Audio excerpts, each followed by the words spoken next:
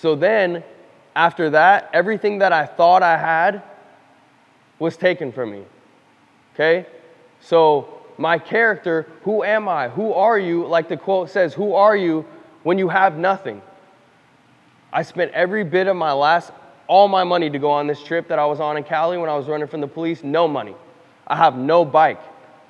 The bike's gone. The bike's destroyed. The bike's an impound. The bike has a police lock on it. I can't get it out. Okay?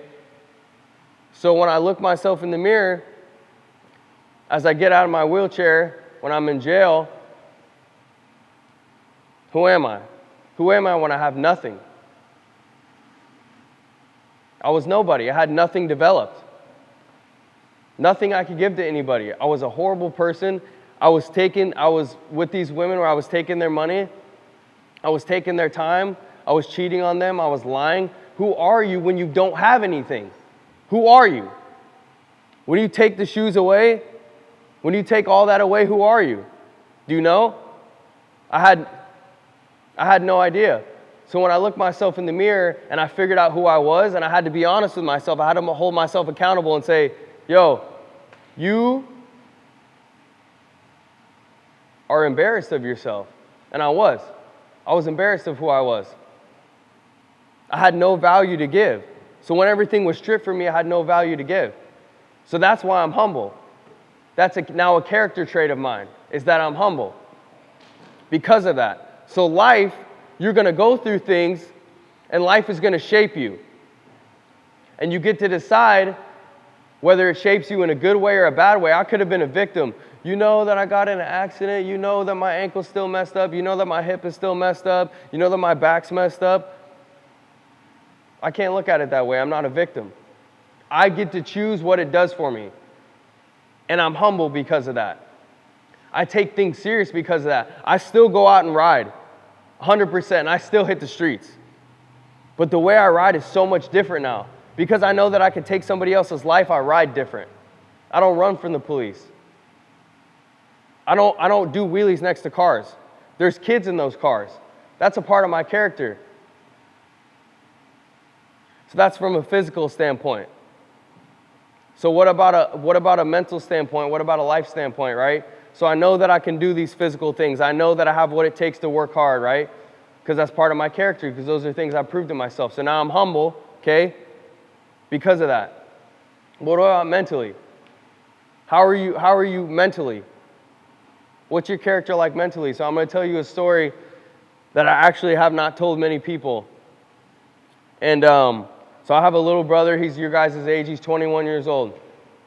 And when he was younger, him and I didn't get along. And for some reason, when he turned 12, we were best friends, inseparable. I'm talking the year after I graduated, I didn't have an obligation. He had actually dropped out of school before that. So he had no obligations. And I was with this kid every single day. Every single day. My little bro. We had matching haircuts, bro. Like, this was my guy. And my brother starts going on this path that's an unhealthy path, and we start separating a little bit because he starts, I don't do drugs, I don't smoke, I don't do any of that. And he starts smoking weed, and he starts selling drugs, and he starts doing opiates. And this relationship just spread and spread and spread and spread. But I'm like, I still love you. I still love you. That's my character. I love you. And the problem was that my dad was allowing this to happen. So now my character is starting to change internally because I'm now developing these personality traits like we talked about. I'm angry, right? Because I'm like, why is my brother doing this? Why is he destroying his life? And why is my dad letting him? So a couple years go by and my brother starts doing heroin and he starts doing meth. And I went to a family counselor with my dad, and we made a plan to do a little bit of a intervention with my little brother. And we go to this counselor, and my dad says, she's really good. She knows what she's talking about, and she's going to be able to help us. I'm like, okay, so we go in there, right? And he's like, we need to listen to her. We need to put in motion what she's going to tell us. I'm like, okay, so we go in there, and she looks at him and says, Nathan, you're the problem. It's my dad. So we walk out, and he says, she don't know what she's talking about. It's transactional, right? He walked in, she knew what she was talking about. He walked out, she has no idea. Now it's became a transaction. She said something that he didn't want to hear. So now he can't do anything and he can't act on it because it's not what he wanted. He was wanting a result. He wanted her to agree with what he was saying. So he went into it with the result in mind. Not that he was going to go in there and get absolutely nothing out of it and come out and do it, right? So I told him, I was like, okay, I'm going to do it. I'll do it. So 2 weeks later, I walk upstairs and my brother's in his room. And I knock on the door and my dad's like, please don't. Please don't. Please don't do it. Please leave him alone. At this point, my dad's scared of my brother. He's 21 or 18 years old, 19 years old. He's a heroin addict and he's uncontrollable. But I say, I love him. I have to tell him.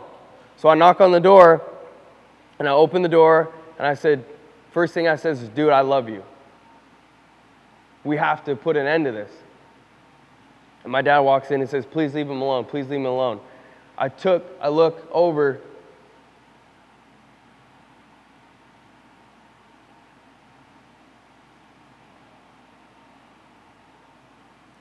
and there's a gun on the table.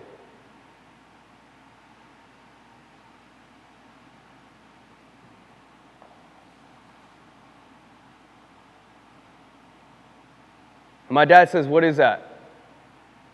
My brother goes to grab it. My dad tackles him. So at this point, we're all three wrestling with a loaded gun. Okay? This is a loaded gun. This could go off and kill any one of us. So in that moment, I had realized all this anger that had built up towards my dad, towards my brother, and especially my dad, because I feel like it's my dad's responsibility that my brother's life is ruined. So at this point, I dive on top of him, and bro, him and I have gotten into it. Gotten into it. I'm like, bro, you want to go in the backyard? Let's go. Like, you think you tough? You 120 pounds soaking wet, bro. Like, let's go. Put all the weapons away and let's go. If you really about it, let's do it, right? So this had built up, and I can see my character. My core is starting to get covered up by what I'm going through. So it's transactional.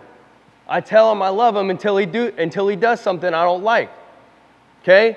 So at this point, when I'm on top of him, I have my hands around his throat and I'm squeezing as hard as I can. And he's starting to go out. Like his eyes are fading to the back of his head. He's still holding the gun. And I have him like this. And I go and pick up my hand, and I'm like, now's my chance. This is my excuse. I get to knock him out today because I've been wanting to, because he's been running his mouth, and I'm mad at him, and I'm mad at my dad, right? So I pull back my hand. As soon as I go to hit him, I can't do it. I couldn't do it.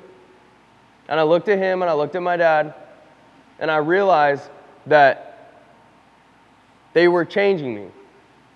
So you have someone like an ice sculptor, right? Or someone that makes statues, right? They have their hammer and they have their chisel, okay? So at this point in my life, my dad is the sculptor of my character, and my brother is the sculptor of my character. And that moment, when I looked in both of their eyes, I grabbed the chisel. Okay? You don't get to decide who I am. So that's what's going on with some of y'all right now. Who's going through something at home? Okay? You going through something at home. Don't let that change you at your core. Don't let that change who you are. Whoever you know you are, you got to be that. That hard-working guy that I am, that's my core. And in 2020, it's not cute to work hard. Everybody wants to rest. Right? Mental health is so important. I understand that. Sleep is so important. We have to get this many hours. Like, I don't want to do things that I don't believe in. Like, that's a part of me. I stopped believing in myself at my core because of what people were saying to me and what people were doing to me. So life is going to test you. Life is going to see how bad you want it. If you want to hoop, you're going to find out how bad you want it, I promise. I promise. And at that point, it doesn't come down to talent. It doesn't come down to skill. It comes down to endurance. What can you survive and what can you go through without letting it change you at your core? So now I got to look at my dad and I got to look at my brother and I have to say I love you, right? If I don't get anything in return, they can't do nothing for me. Not a thing. Neither one of them. But I still have to love them because that's who I am at my core. That's my character. That's why I'm here today. Y'all can't do nothing for me. Nobody's paying me here. But I'm here because this is my character, because I don't want you guys to go through the same things that I went through. I want you to figure it out at 19. I want you to figure it out at 20, not 28. Who knows what I could have done if I would have believed in myself?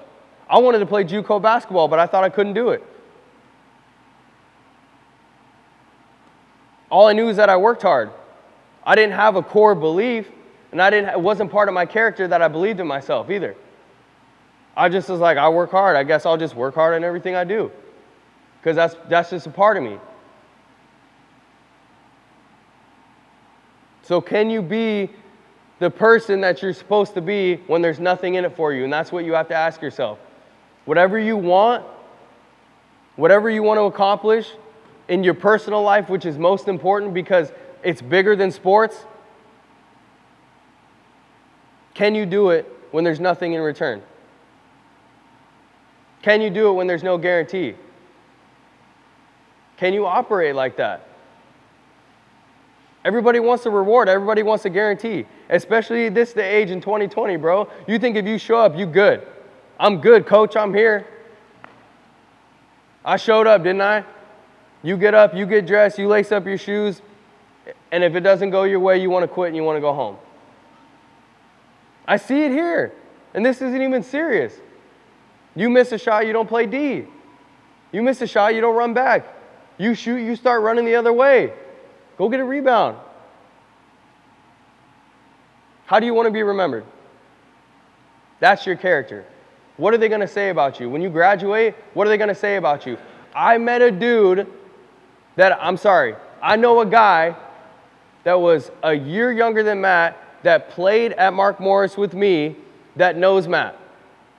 Matt doesn't know him. I said, hey, I know this dude. I want you to come down. I want you to hang out with the kids. And his name's Matt Young.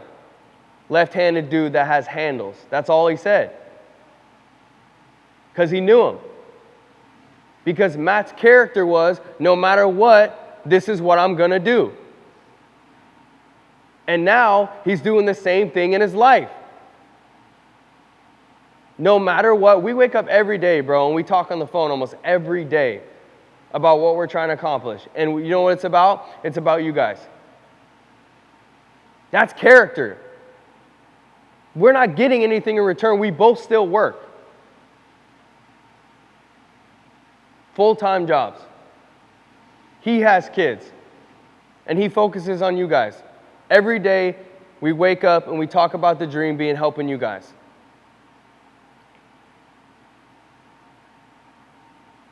So I told Matt that I would keep it biblical because that's his vision. So I want to close it out with this. We rejoice in our sufferings, knowing that suffering produces endurance, and endurance produces character, and character produces hope. That's in the Bible. Endurance. That's all it's about. Like I said, what can you go through without it changing you at your core and who you are? So that's a question you need to ask yourself. Look yourself in the mirror every day. This is what I believe in. This is who I know who I am. This is my fingerprint, and don't let it change you. Let's hoop.